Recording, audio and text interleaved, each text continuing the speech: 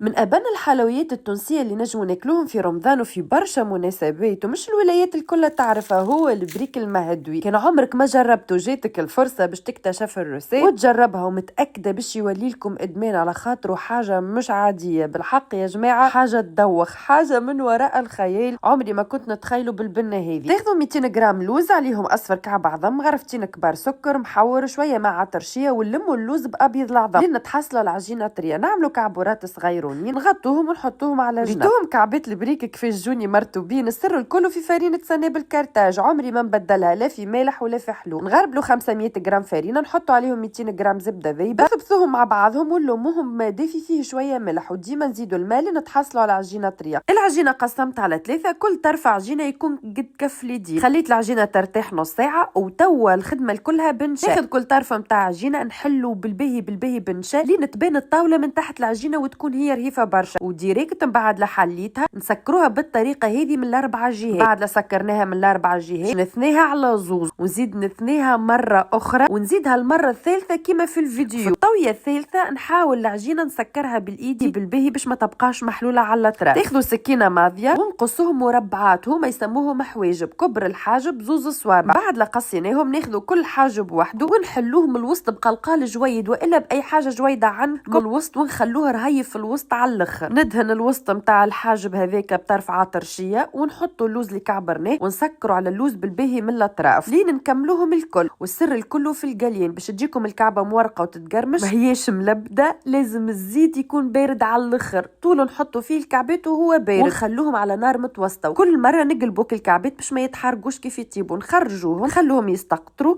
ومن بعد نحطوهم في الشحور يكون دافي هما باردين. رسالة الشحور تلقوها تحت الفيديو. بعد لا شحرناهم تزينوهم بالفستق والا بالجلجلين وان شاء الله جايه طيبه. وقبل ما نكمل قولوا لي يا مهدويه، قولوا لي قديت روحي والا لا.